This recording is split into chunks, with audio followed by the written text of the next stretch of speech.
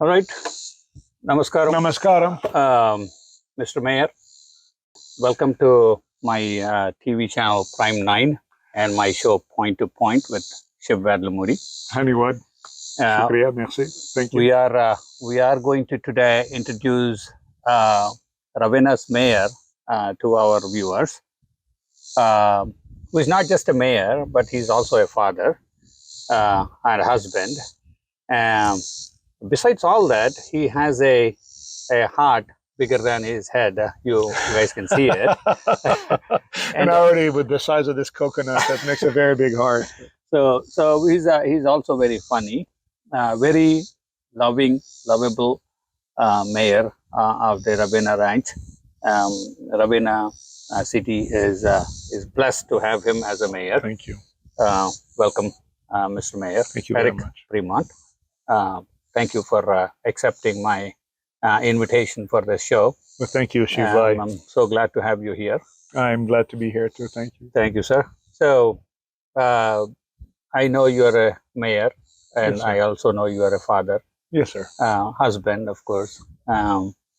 Besides all that, you're also an entrepreneur, I am. right? Yes, sir. So, we will slowly get into your details, Mhm. and from your personal details to your city life, your mayor life, how it is revolving around Ravenna Ranch, and how do you deal with other mayors around your city, Sure.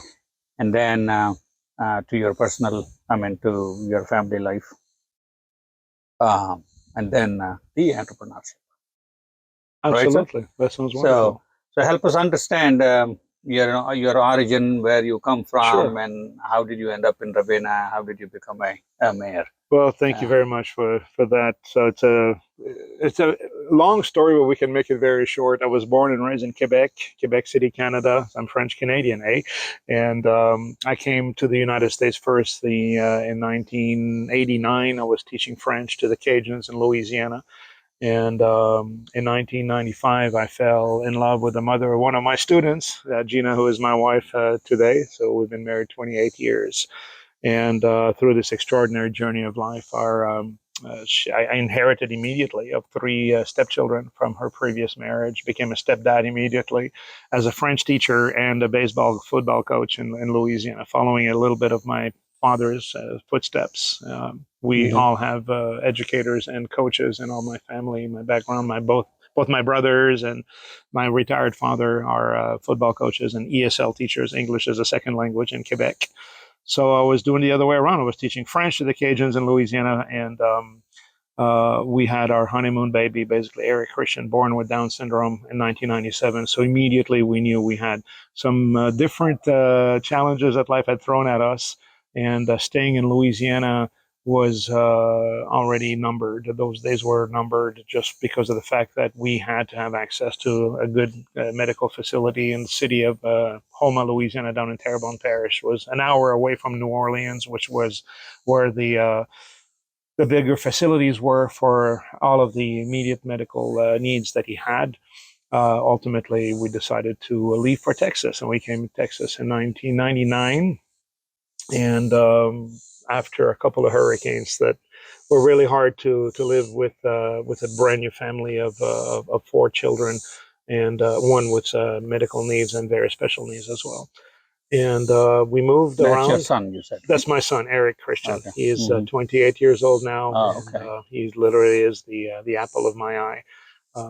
Everything that I've done, all the decisions I've made in my life were based on basically being his advocate and including adopting Tatiana. So we moved to Texas in 1999, and I knew that I needed to leave education as well. I could no longer provide for my family of now four children with the income of a teacher, especially that the state of Texas did not recognize my certification in Louisiana. So it's either spend an entire year, get certified in Texas to teach, or look at entrepreneurship and look at ways to find different ways to provide for my family. And so I worked with a couple of different sales organizations. I knew that part of my personality as a teacher, I love to share my knowledge. I love to talk to people. And I never have enough conversations in one day. So I knew sales made a lot of sense. And so I worked with the United States Chamber of Commerce, a couple of So different teacher became a salesperson? Exactly. Okay. Okay. So there was a big transition.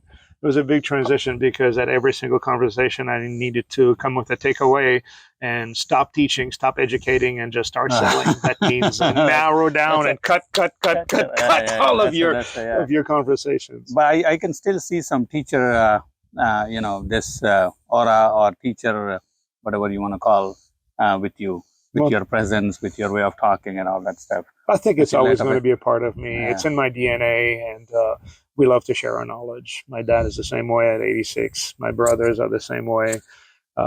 Sometimes we would even picture a little chalkboard behind my father when he talks to us because he still thinks he's in his classroom. So, yeah, that part of sharing our knowledge is always going to be a part of us. Okay, good. So while we were talking, right, you also mentioned about adopting daughter Tatiana. Yes. Do you want to share some info on how did you adopt and what does that mean to you? Well, thank you for that question.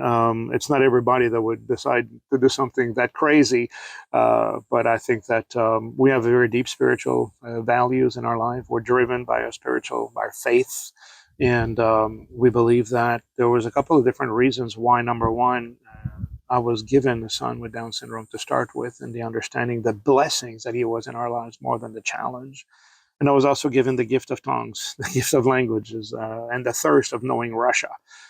As a kid in Canada, I grew up, a huge hockey fan, which is basically like cricket for you in India, right? I mean, and if you see a country beat India in cricket, you want to know who they are. Oh, right? you bet. Yeah. Same and thing. if possible, beat them too. And you want to find a way to beat them, exactly. So Uh-huh. for me, when I saw that big shirt that says CCCP, which then understanding the language now, I understand it meant SSSR in their language, their Cyrillic alphabet, but it was the Soviet Union that came to Montreal and beat Team Canada 7-3. I still remember the score of that game because it traumatized me. I was 9 years old and I just did not understand who had the audacity to come to Montreal and beat Team Canada by a score of 7-3. Those players were so fast. They were so perfect. The harmony that they had, I've never seen anything like that. So I had that. So he basically beat the crap out of. They did 7-3, and they put 7 goals behind Ken Dryden, who back was the Wall of Berlin. He was the best goaltender. Wow. He still is in the Hall of Fame today. And I just wanted to know who the Soviets were, who the Russians were. So I majored in sociolinguistics and at Laval University in Quebec City, and forced myself to spend 15, 18, 20 hours a week in the language lab just pronouncing how to speak like a Russian. I wanted to know the Russians. So fast forward, Eric Christian is born in 1997, and then 10 years later, my wife just decided that we're going to go to Russia to adopt another child with Down syndrome. It came full circle. Why I had been given this talent, why I had the passion to know the country, why God gave us this child with special needs. I knew that in his infinite wisdom, he knew that 10 years later, we're going to go save the life of a child who didn't exist then. So that's the story. That's very interesting. When people do go to adapt kids because they don't have kids, they want to, adapt a normal kid. I mean, Right. But it's very, very interesting. And, like I made a statement at the beginning of our interview itself, like you have a heart bigger than your head. That actually testifies this, this event of you going to Russia, adapting a child, Tatiana, who is now part of your family. Who's been with us for 17 years now. Yeah, that's really great to hear. Thank you. So 2 kids and 3 step kids, total 5. And no, Gabrielle was the gem that solidified everything together. Okay. We had Eric Christian, and then we had Gabrielle 3 pregnancies later. We lost 2 babies and miscarriages. Just it was not meant to happen at that time. Gabrielle was born as we had just arrived into Texas, and I got beautiful gift of a pregnancy test that was hidden inside of a jewelry box, and I thought it was a piece of jewelry my wife was given to me. No, it was not. We're pregnant again. So we got Gabrielle in 2000. Okay. And in 2006 is when we decided to adopt Tatiana, and we adopted her. We came with her on June 4th, 2007. So she's been with us for 17 years. 17 years now. And Gabrielle's Wonderful. 24 now. Eric Christian's 28, 27. And then we have the older three who are full-grown adults who've made us grandparents 5 times now. Oh, okay. Not just once, No, 5 times. 5 times. Good, good, good. That's good. That's good. Wonderful. That's a good intro about your family, Mr. Mayor. So let's step out a little bit. I mean, you live in Ravenna, right? Yes, and, we live. And before we get into the social life of yours, you also mentioned you learn like 7 languages, or That's you right. can speak 7 languages. Oui, je parle français, yo hablo español, parlo italiano, parlo portugués, spreche Deutsch, yo parlo ruski, and of course I speak English, French, English, Spanish, Italian, Portuguese, German, and Russian. Okay, thank you. Thanks a lot, because you spoke like, like that was so fast that I definitely could not make a differentiation between which language you switch from and to.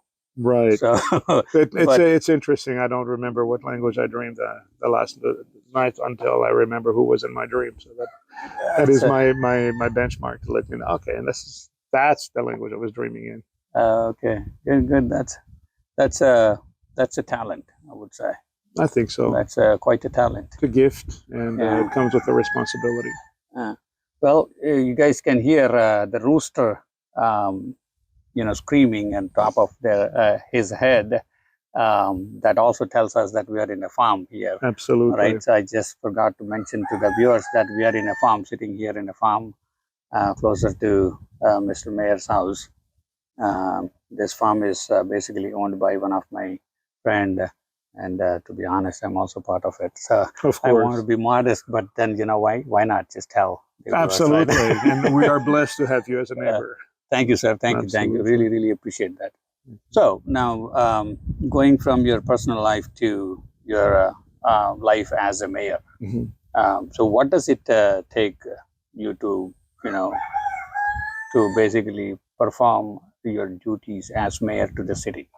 And empathy. How do you, so the second part is, to the question is, how do you have any interaction with the other mayors around the city, and how do you deal with them? Like, for example, mayor in Salina, Prosper, Dallas, and all those places. It's thank you for the 2 questions. Number one, basically, in a small town, in a small rural community like this, you really need to be the voice of your people.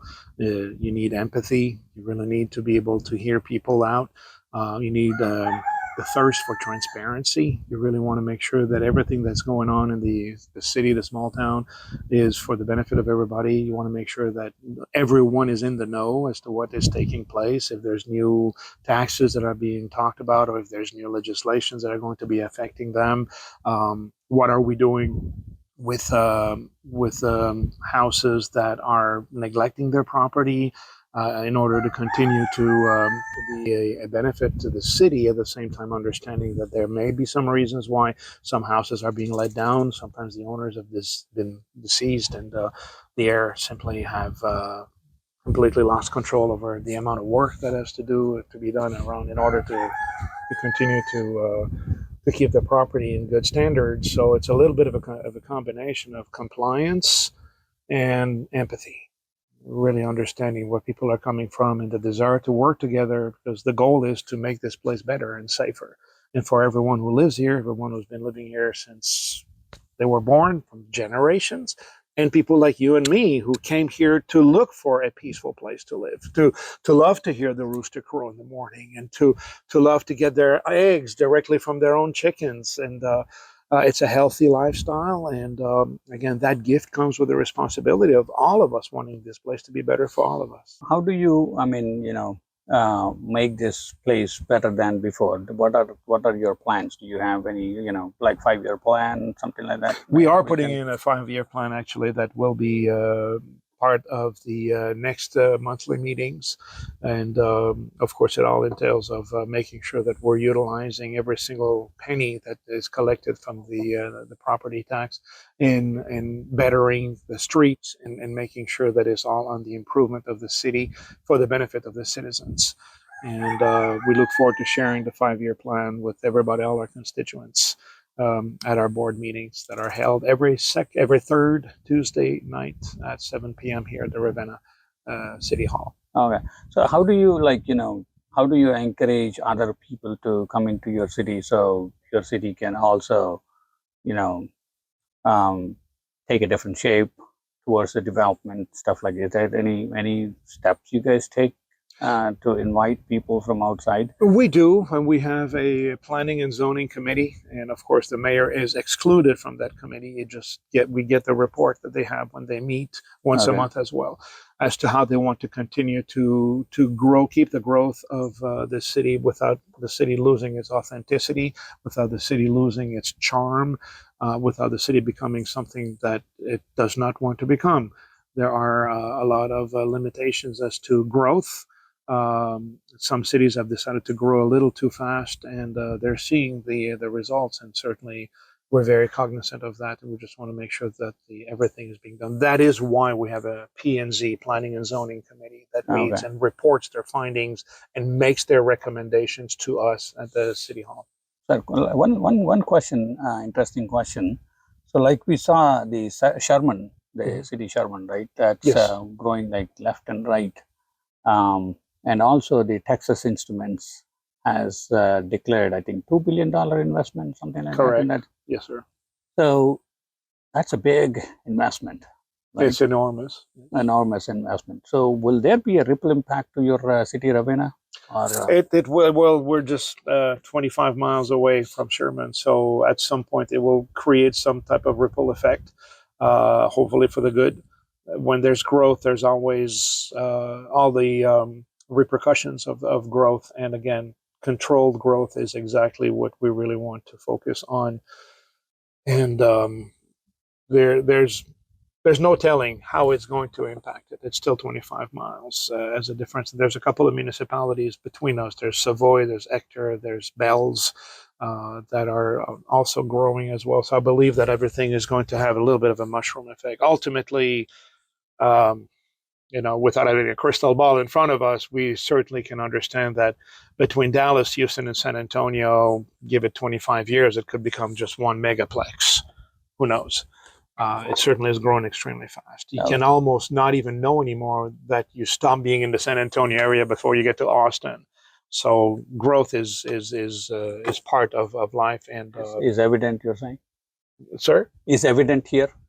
It's going to be evident everywhere. Okay. Absolutely. Okay. So as part of a mayor for the city of Ravenna, have you thought, or have you been to this Texas Instruments, who's investing $2 billion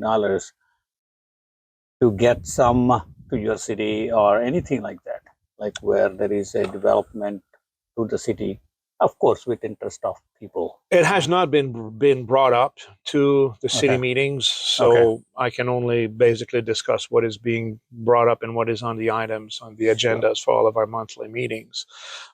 Typically, when there's that much of an investment, that creates opportunities for jobs.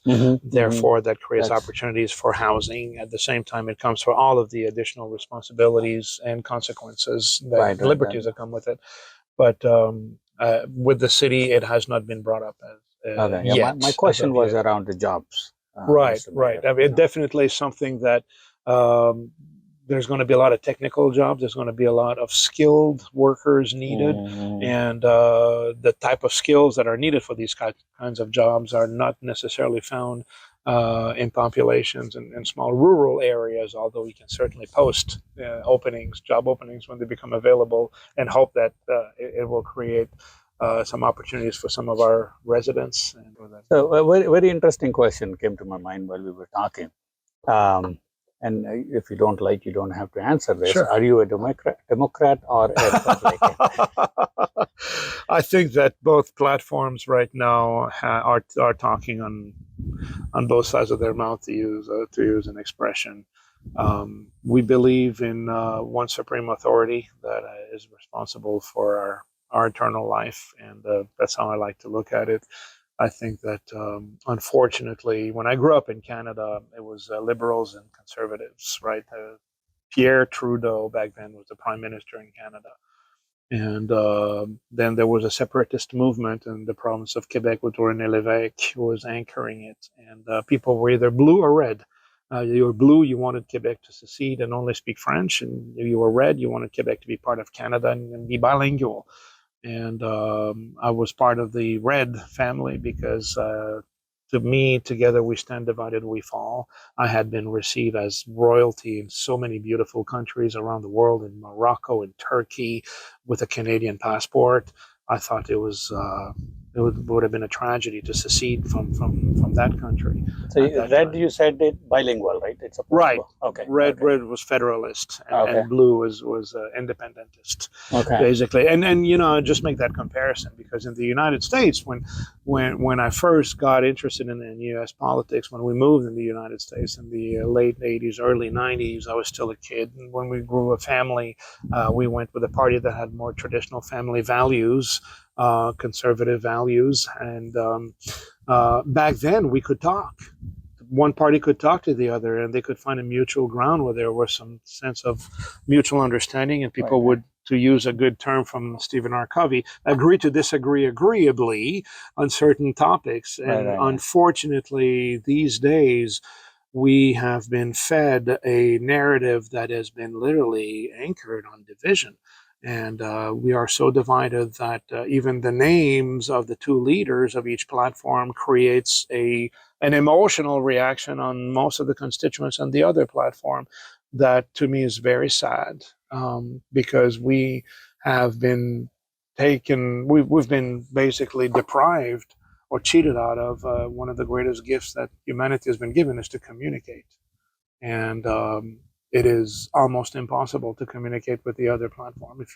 If you believe from one platform, you can't even try to make an argument defending any of the issues that are defended by one of the two platforms. I hope and pray from the bottom of my heart that we get to pass this and get to be able to talk to each other again. I believe in the Democrats of the Kennedys back then, and I believe in the Republicans of the Reagans. Those were leaders that literally did something and loved their country and loved their people. Robert Kennedy Sr. was the first one to announce to a very, very heavily, predominantly African-American community in Memphis, Tennessee, that Martin Luther King had been murdered. He was able to announce that news. And, we've lost the ability to produce leaders like that would really create empathy and have a message of unity. Right now, we just hear a message of division. I'm sorry, it's a very long answer to a very short question, but I am none of the above. I cannot be any of the above, although obviously we're in a very Republican country, a county here in Fannin, and certainly the conservative values around my peers would certainly want me to defend those values. At the same time, we have family members and loved ones who believe very, very fervently on other issues as well. So we try to agree to disagree agreeably. Okay, so I still did not get the clear answer on it, but that's okay. I'm not going to. Thank you for not insisting.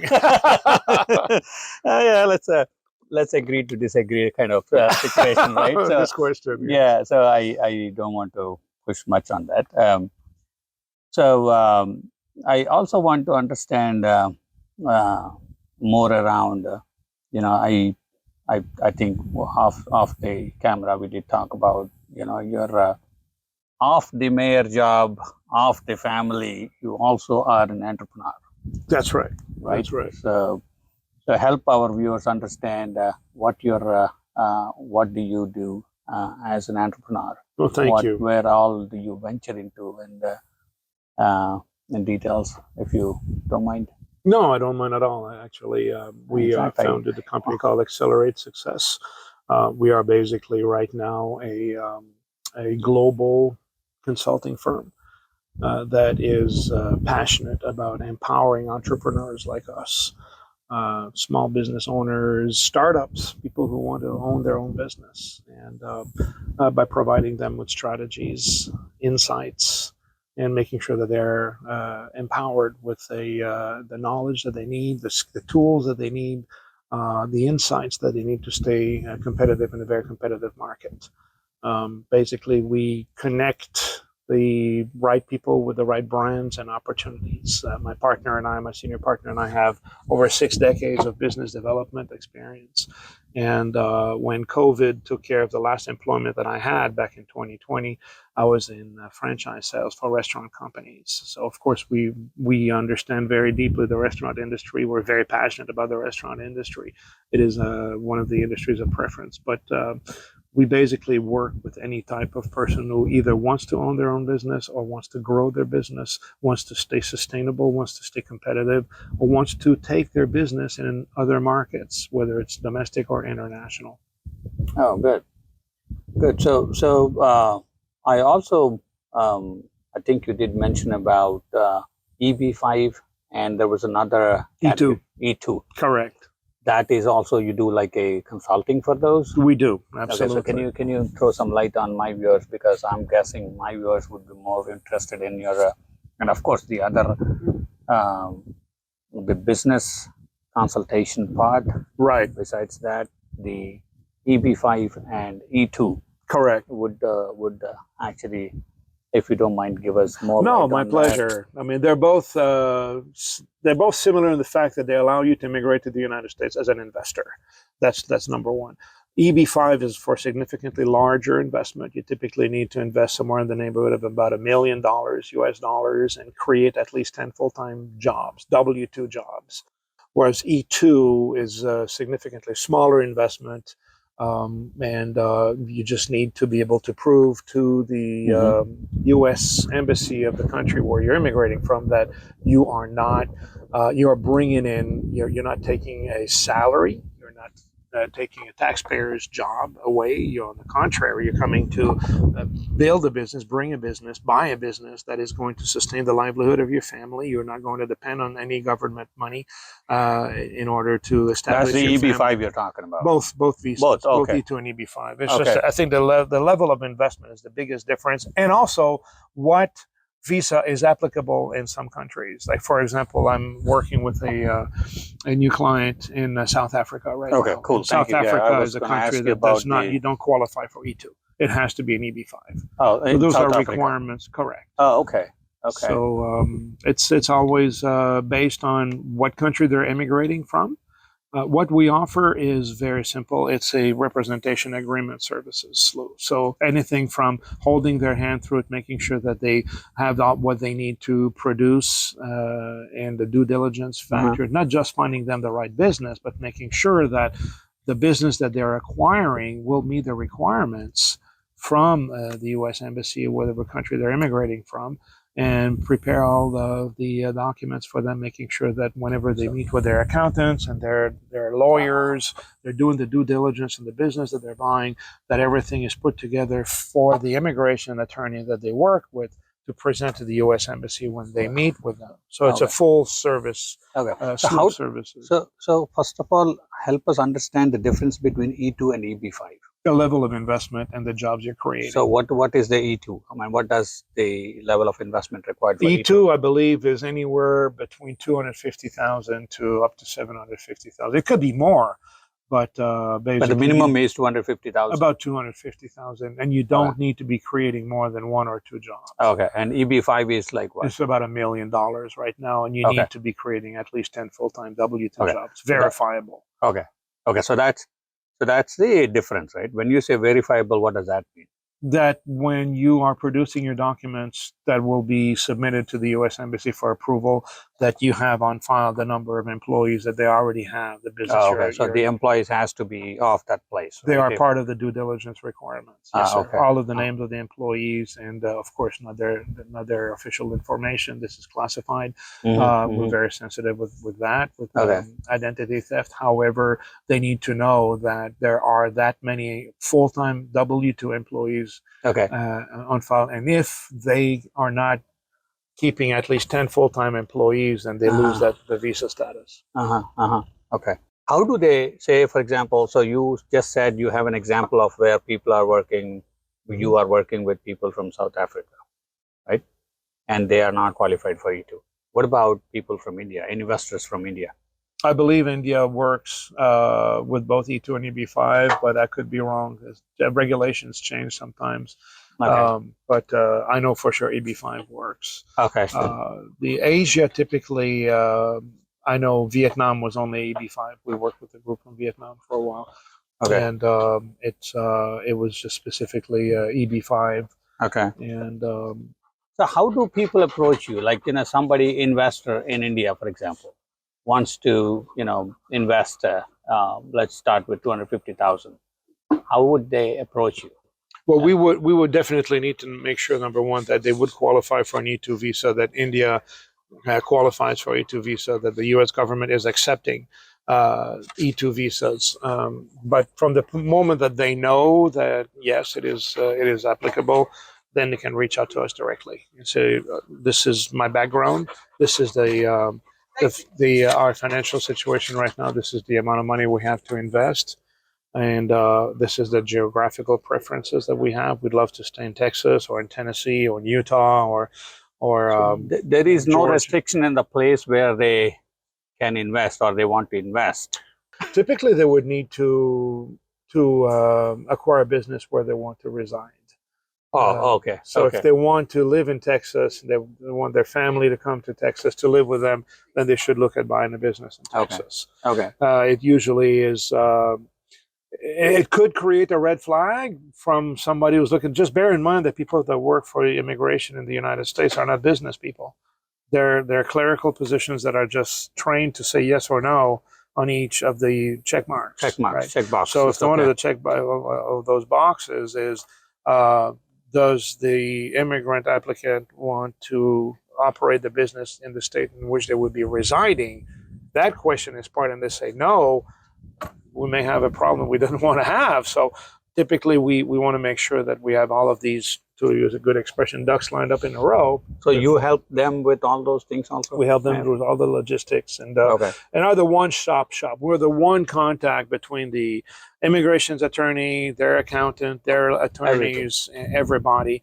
The only person that we don't connect with is the U.S. Embassy. So immigration attorney's responsibility. Nobody can connect with the U.S. Embassy, right? No, exactly. It's the immigration attorney's job. Correct.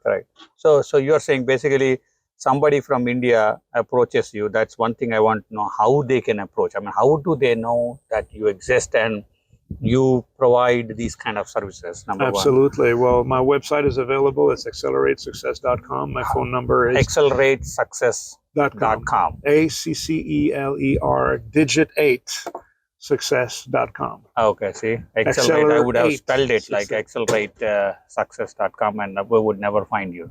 Right? So you're saying it's easier to find me through Eric Premont, Dallas, Texas, business development, or Mayor Ravenna, or 469-667-2088, which is my cell phone. It's always the best way to get a hold of me directly. I can steer them to the right portals and the right websites as well. LinkedIn, I'm on LinkedIn as well, so it's easy to find me. What's your LinkedIn ID? Eric Premont? Eric Premont. LinkedIn. P-R-I-E-M-O-N-T. P-R-E-M-O-N-T. Damn it. P-R-E-M-O-N-T. I'm sorry. Eric is with a K, no C. Okay. E-R-I-K.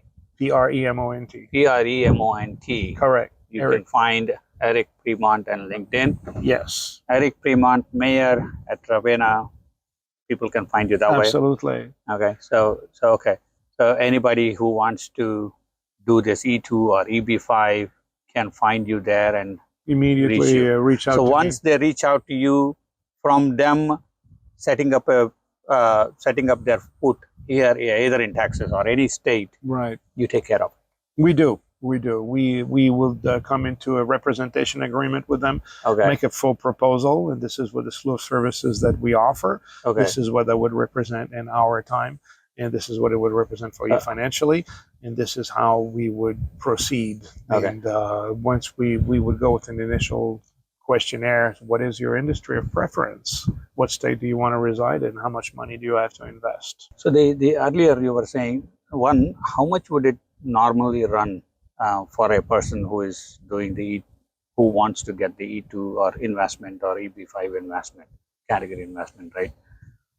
How much would that run? Like, from your charges or fees or service, whatever you guys do, how Right. much would that run? Well, our Do you mind fees are that? very reasonable. I Okay. mean, we typically work on a hourly rate, which Okay. goes between $175 to $225 an hour, based on the level of complication, and it's very explainable, detailed in our proposal. We usually work just like a law firm would work, with a monthly retainer Gotcha. that can be replenished once it gets down to a certain level. And they, of course, get a breakdown of how many hours we've been working together on the project, and that ledger is available to them. Yeah, So transparent typically, through you're the looking process. at an investment of the onboarding fees is anywhere based on the level of complication. We would charge them the initial $12,500 retainer fee that would be replenished based on where we are. Gotcha. And that's it. I mean, the rest of the way we get paid is when we find the business that they're acquiring, then we deal with a business broker and Gotcha. split commission between the buyer and the seller. So Gotcha. the buyer, who is the immigrant here, would be agreeing to giving a percentage of the proceeds of the business that they're selling, that they're buying, sorry. And the seller would also split the commission. The seller's agent would split their commission with our organization. Gotcha. Once a transaction has been completed. So that's where I'm saying the additional fees in order to get to where you want to get are nominal compared to the business that they're acquiring. Gotcha. Wonderful. That's a great information for the viewers.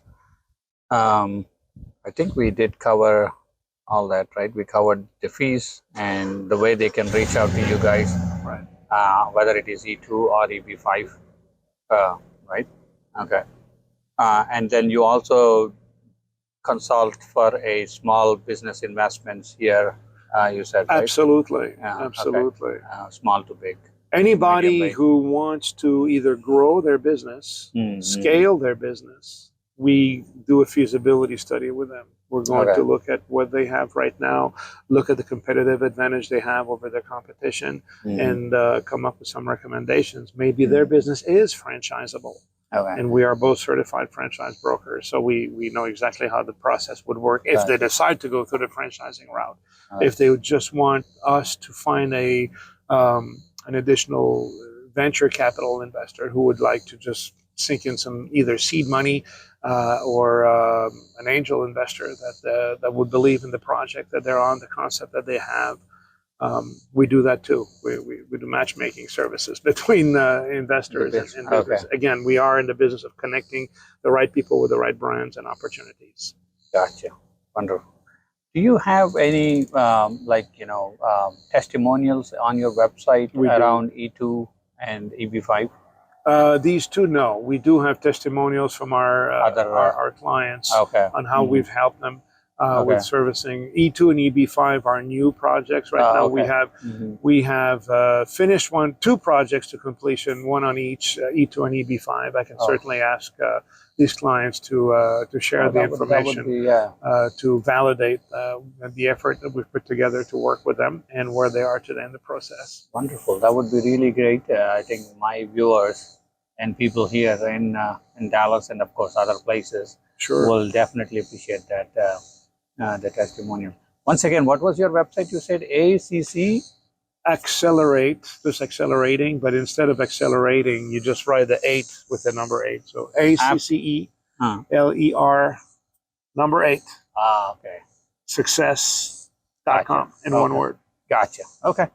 Well, thank you very much, Mr. Mayor. It was a pleasure having you here. And thanks a lot. Merci beaucoup. Muchas gracias. Muito obrigado. Danke schön. 4, Dhanabad. 5. Shukriya. Domo arigato. Большое спасибо. Hvala lepa. And kuzenim. That's in Hungarian. Oh my Jesus God. So, Dziękuję. Yeah, but just for my viewers, you also said Shukriya and Dhanyavad. I did. Yeah, I did. So I heard you saying that, but I just want to repeat for my viewers to know that, hey. No, we have wonderful friends with both the West Indian community and the Gujarati area. A lot of wonderful friends here in the Dallas area as well, and of course, very good friends from North India and Punjabi. So, Sat Sri Akal.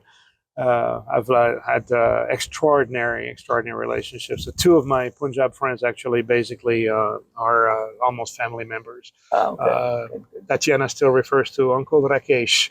So Okay. Rakesh is a good friend of ours who is Canadian. Actually, he did come as an E2 visa investor. Oh, okay. And he owns Indian restaurants on both sides of the border, Okay. Canada and the United States. Wonderful. Well, so yeah, I do see that you have pretty good affiliation with the Indian community, and then you have your own Indian friends. I think we feel an extraordinary similarity. One thing that touched my heart one time is I saw a Hindu family come to visit the nativity scene and all put their blessing on baby Jesus during Christmas. And I realized that we do believe very, very similar values, just changing the names, but Brahma, Shiva, and Vishnu having the creator of life, the purifier and creator of, and then the creator of fire, the creator of the new life, is very similar to where a lot of the fundamentals of Christianity, and again, going back to your question on politics, I think that if we all agreed to focus on the beauty that unites us, including our spiritual beliefs, instead of focusing on what divides us, we would be much richer as a population worldwide. And that's my hope and prayer for the future. You know what my title of the interview would be? Mayor of Ravenna Ranch talking about Brahma, Vishnu, and Shiva. I love it. Beautiful. That's probably we what are it will be. Definitely spiritually connected, my friend. Thank you. Thank you, sir. Much. Thank you very much, nice sir. Thanks a lot. Thank you. Thanks, sir. God bless you. Take care. God bless you.